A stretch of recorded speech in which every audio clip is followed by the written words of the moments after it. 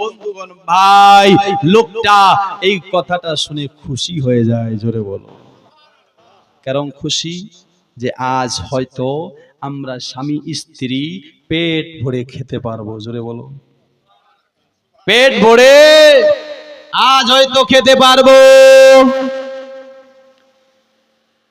আপনি আমি যদি বেরাদার এটা জানি বাড়িতে এক বস্তা চাল আছে, চাল নাকি, কিন্তু আর টাকা নাই, পয়সা নাই, জমি নাই, জায়গা নাই, ঘর নাই, বাড়ি নাই। বেরাদার এটাও আমরা জানি এক মাস আর কোনো আল্লাহর তরফ থেকে রিজিক আসবে না। বেরাদার আপনি আমি কোনো আলিমে দিনকে আর দাওয়াত দেব না। যদি কেউ মেহমান আসে আপনাকে আমাকে খারাপ লাগবে, কেন এক বস্তায় চাল আছে, এই চাল দিয়ে আপনার মাসটা কাটতে হবে, না হলে শুকিয়ে থাকতে হবে। দোস্ত বন্ধুগণ ভাই, ওই লোকটা জানে জিন্দেগির খাবার আল্লাহ তাআলা একসাথে পাঠিয়ে দিয়েছে। তার শর্ত নবী মুসাকে বলছে, হুজুর আপনি আজ আমার বাড়িতে দাওয়াত কবুল করে কি করেন, আমার বাড়িতে দাওয়াত কবুল করেন। নবী মুসা বলছে হয়তো খুশিতে লোকটা আমাকে একাই দাওয়াত দিয়েছে, ঠিক আছে আমি দাওয়াত কবুল করলাম, আমি আপনার বাড়িতে যাব। বেরাদার সন্ধ্যা হবে তখন যাবে, কিন্তু হয়েছে কি এদিকে লোকটা কি করেছে, এলাকাতে যত বাওয়ার্চি ছিল, এলাকাতে যত রান্না করনেওয়ালা ছিল, সমস্ত রান্না করনেওয়ালাকে এক জায়গায় করেছে, হুকুম দিয়েছে, এজাজত দিয়েছে, তোমরা এই যে দেখছো খাবার আমার আছে, সমস্ত খাবারকে আজকে রান্না করো। জোরে বলো সুবহানাল্লাহ।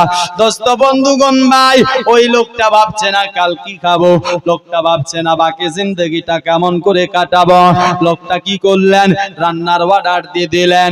এলাকাতে যত গরিব মিসকিন এতিম ছিল বাবা, সমস্ত গরিব মিসকিন এতিমদেরকে আপনার দাওয়াত দিয়েছে।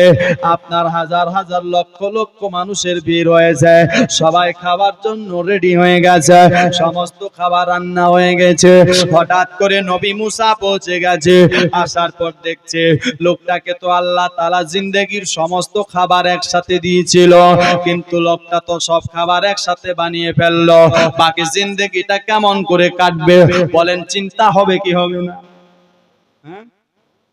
বাকি জিন্দেগিটা কেমন করে কাটবে? আল্লাহ বলে দিয়েছে আর একে জিন্দেগিতে রিজিক দেওয়া হবে না। দোস্ত বন্ধুগণ ভাই, নবী মুসা বলছেন দেখি তাই, এই লোকটা তো হাজার হাজার লোককেও দাওয়াত দিয়েছে, সবাই খাবার জন্য রেডি, দেখি আমিও খেয়ে চলে যাই কি হয়, আগে একটু দেখতে চাই। নবী মুসা খেয়ে দিয়ে আপনার সেখান থেকে চলে গেল। গরিব মিসকিন যারা ছিল সবাই খেতে লাগলো, কিছুটা খাবার বেঁচে গেল।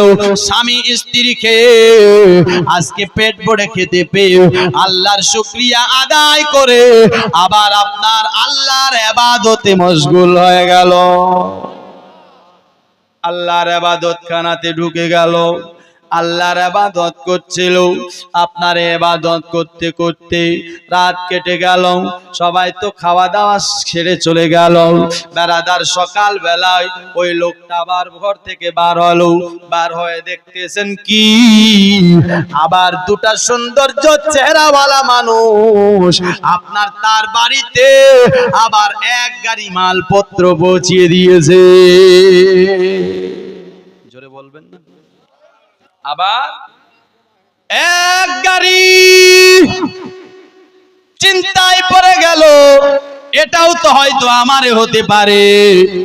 আবার বাওয়ার্চিকে দাওয়াত দিলেন, আবার গরিব মিসকিনকে দাওয়াত দিল, মুসা নবীকে সাথে দাওয়াত দিল। মুসা নবী প্রত্যেক দিন আসে, দেখে আবার একই রকম। আবার আল্লাহর নবী মুসা ভাবছিল হয়তো কিছু বাকি ছিল সেটা পৌঁছে দিয়েছে, কিন্তু না, তৃতীয় দিন আবার আপনার এক ট্রাক এসেছে।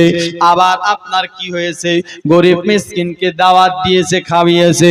চতুর্থ দিন আবার এসেছে, আপনার 5 দিনে আবার এসেছে, 6 দিনে আবার এসেছে।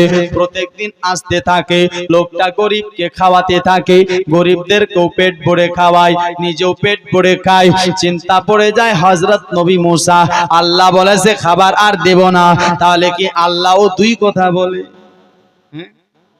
আল্লাহ বলেছিল কি, জিন্দেগীর সমস্ত খাবার আমি একসাথে পাঠাবো, কিন্তু আর খাবার দেব না।